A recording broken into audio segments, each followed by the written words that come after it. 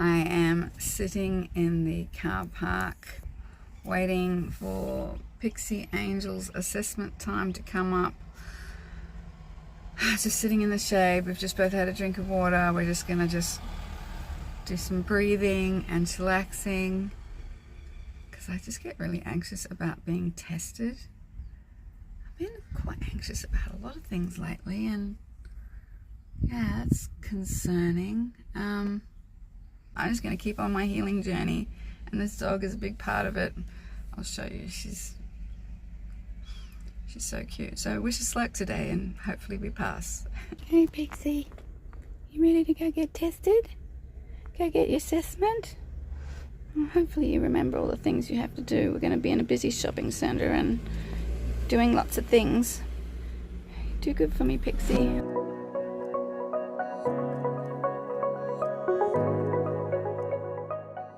Just finished cooking dinner and watching the full moon rise up behind me over beyond that shed there. And this is a quick look around the caravan park where I'm staying at, where's it called? Sheldon, I think it's called. So we've got like tourist overnighty kind of parks down here. It's kind of nice. It's kind of like being in the country. So quiet. And then up the back behind me they have a lot of permanent sites up there. But this is my camp for the week. And I've been busking again today, and I'm going to go busking tomorrow and what is today? Friday, Saturday, Sunday. Busking on the weekend. Last day on Monday, and I roll out on Tuesday. It's so super peaceful compared to the Gold Coast with school holidays. The caravan park was full of kids. There's no kids here. It's just nothing. There is a really busy road up there, but you can barely hear it from here. So super peaceful. If it wasn't for that full moon, I'd probably get a really good night's sleep, but I never really sleep very well on a full moon. So, but yeah, pretty happy. Really enjoying busking and getting some good feedback, and made about another $50. So if I make $50 in a couple of hours, I'm pretty happy with that. I have spent all day in bed. I couldn't go back out busking.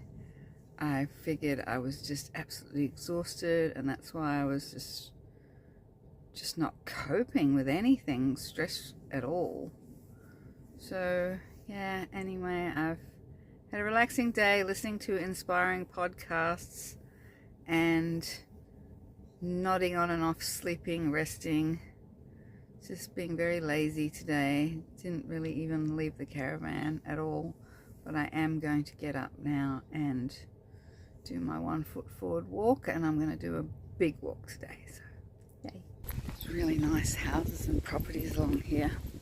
It's super quiet. It kind of reminds me of when where we used to live in Brisbane, a place called Pollara. We had 5 acres there. It's a little bit windy, but yeah, this is the road that the caravan park is on, and there's no traffic, there's no through road, it's super quiet. But yeah, look at these really nice big places. Once upon a time I owned a place like that. Well, maybe not quite that fancy, but it was a big semi-rural property with horses and everything.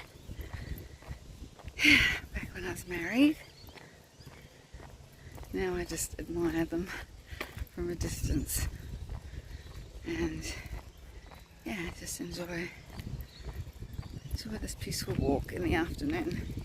Sunset light with the beautiful birdies singing.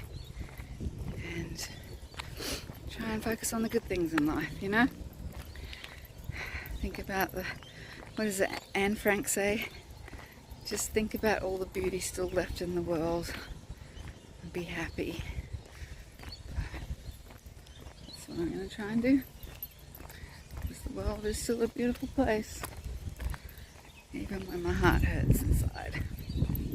Gosh, I would love to live somewhere like this. This place got a big shed, caravan shed.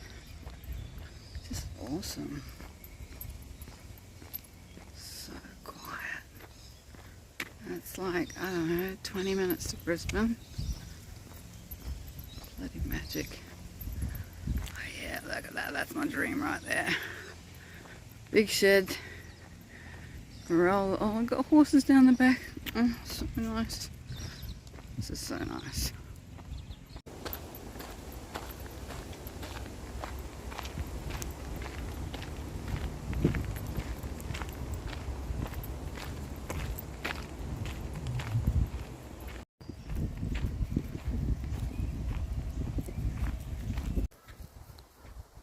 You look like the Roadrunner. Oh, there he goes. Oh, so weird. Here goes your mate. So weird. Oh my god, look what I found. A cute little pony. Hi, little fella. Oh my god, why are you so cute? You're just the cutest thing in the world. Hi. Hello. Are you friendly? Oh, you gotta be friendly with a face like that. Hello, adorable thing. Yes, look at that. So just saying hello to Pixie. Hi. Hi, gorgeous. Oh, you are everything. Oh, hello, pony. You're so little. Why are you so cute? This is the tiniest, cutest. Oh my god, you're just adorable. How's it gonna lick my hand? I'm not gonna give me kisses.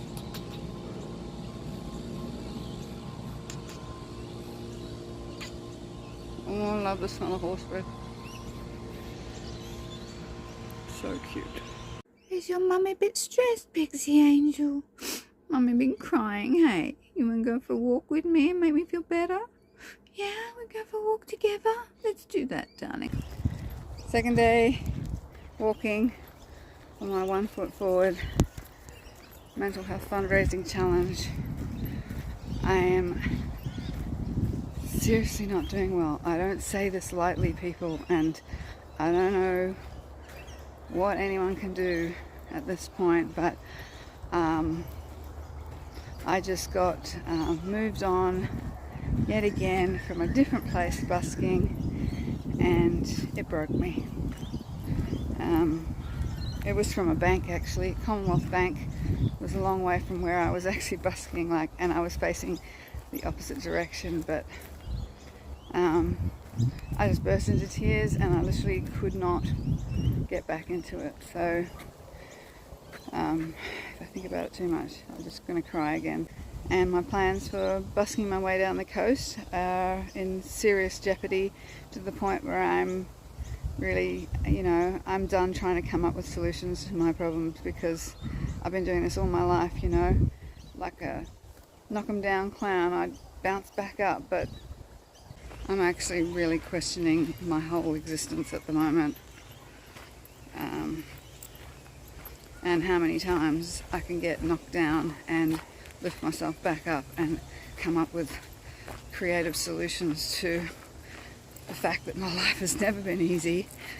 I have always struggled with human interaction and survival and regulating my emotional states. Too easily triggered, too sensitive, now too loud, like I've never had that before. Too much, too this, too everything. And knowing that there is literally no place for me to go. No place. I'm being moved on everywhere I go now. It's actually getting worse.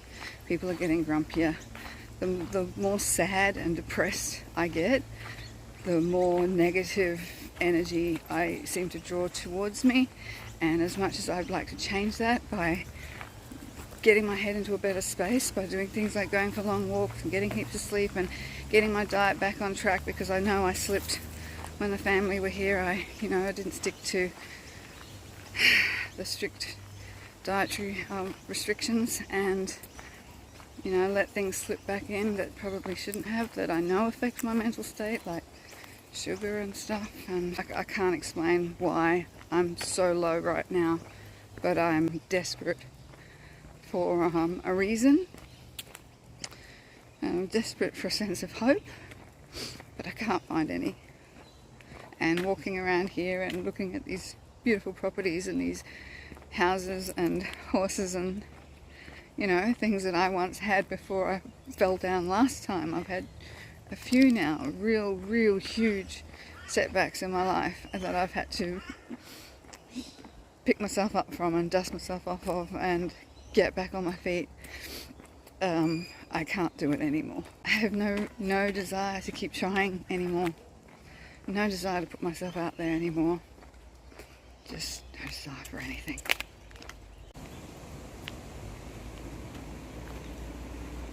Cool little bush track. What do you reckon, Pixie? We love bush tracks, don't we? Oh look, there's a little seat. We might just sit here for a minute and have a drink of water. This is so cool. Having a little drink of water. Pixie's having a little drink of water.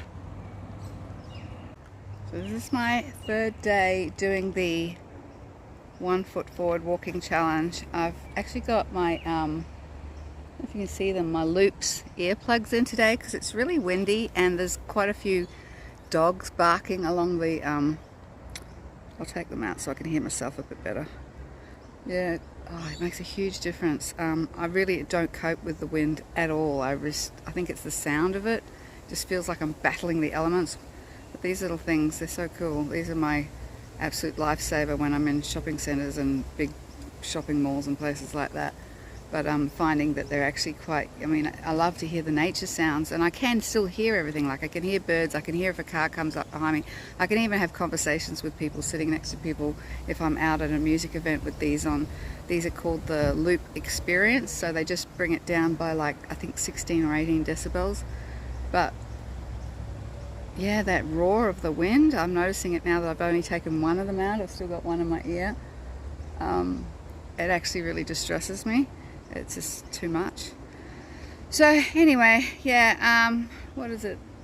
Third day of walking. I've been doing about 4 kilometers each day, and I've just looked on Google Maps and found this bush trail that goes through to some botanic gardens or something that'll extend our walk from 2 kilometers each way to 3.8 kilometers each way, so it's going to make it a bit longer.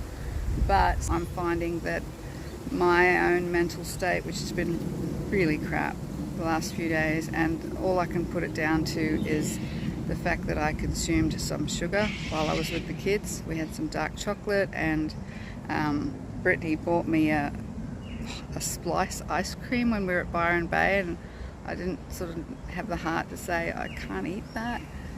So I did eat it, and I think just not having had any sugar for like, I don't know, 8 months or whatever it is, and then actually having a little bit of sugar over the course of a week, and then all of a sudden, you know, going, putting the brakes on as soon as the kids were gone, I was like, I need to get really back on track and get off this food that I know I can't eat. And I think that's probably why my headspace has been so crap, because it's like a drug addiction basically. You've had a little taste of the drug. It's just like, you know, nicotine or alcohol or bloody crack, you know. You've had a little taste of it, and then when you pull back and say, no, I'm not having any more, I don't know. It was one of the first thing I noticed when I went on the carnivore diet was that my mental headspace improved considerably. I've always been quite a anxious, stressy, panicky, depressive type of human. I've been that way ever since I can remember. And after 3 days of pure carnivore, I was like, oh, I actually feel pretty okay, you know. My sensory issues were diminished considerably. So yeah, noticing the distinct difference now between just having that little bit of sugar. Wow. I've been battling, you know. I don't like to use the word because, you know, often on YouTube they censor that word, but, you know, feeling of not wanting to be around. Yeah. After having had a few knockbacks with my busking and, you know, just dealing with some unpleasant people and criticism and just stuff and exhaustion, probably a lot of that is exhaustion as well, because I have been pushing myself for the last few weeks, you know, to get everything organized and to get the, you know, the whole tow truck card breakdown drama, the expense of that, having to then push myself to busk more often than I probably would normally feel comfortable doing, and then copping flack because I was out there too often making too much noise. Boom, boom, boom, boom, boom, boom, spiral, spiral, spiral, add a little bit of sugar and a lot of driving and extra expenses into my life, and boom, that was it, tipped me over the edge. But yeah, anyway, you know, it was ironic that this 1 Foot Forward mental health challenge started pretty much as soon as I was really struggling with my mental health. So the walking, the long walks, exercise is a big part of it, and that was another thing. I hadn't really been, regularly partaking while I was on that holiday kind of experience. I wasn't regularly partaking of any regular walking, so I'm doing this now, and to not only raise funds for other people, where's my pet, but also to help improve my own mental health, because exercise is good. So anyway, this is the start of this beautiful path. I'm quite keen to see what exactly this Indigiscapes garden is. I'm hoping it's got a lot of like native Australian plants, which would be cool. I can hear sirens in the background. Time to put the loops back in and keep walking, and I'll film some of this botanic garden and see what it looks like up there. So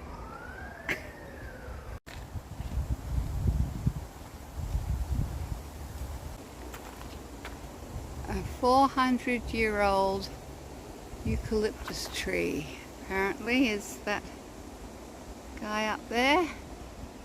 So pretty. And these gorgeous sculptures. Look at this. There's a possum. A possum. And a gorgeous koala. The butterfly. Really pretty. And apparently down here is a bird viewing platform. I don't know what kind of birds we're going to see, but oh, look at that cool seat. That's pretty awesome. Woohoo! Neat stuff. Oh, fun. Let's go exploring. Oh, wow, there's a lake. This is so pretty. Oh, sorry, thanks. She's like, what's going on?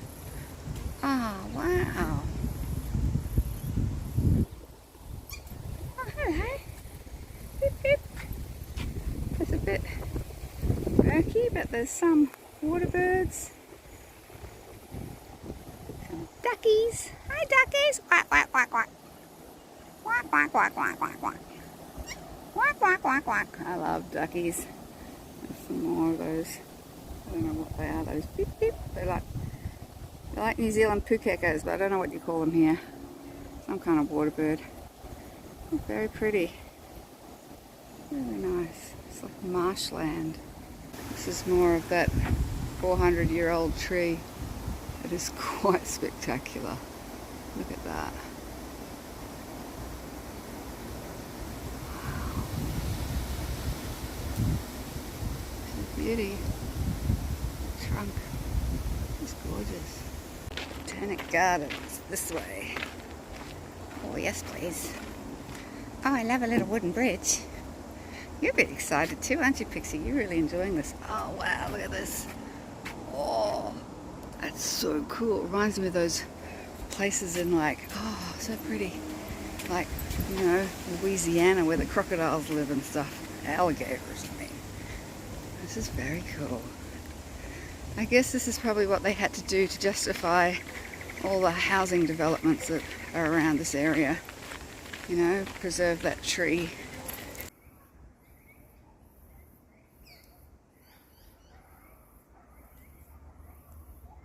They've got like a cafe and a gift shop apparently, and then this is the actual botanic gardens in here, but unfortunately no dogs allowed.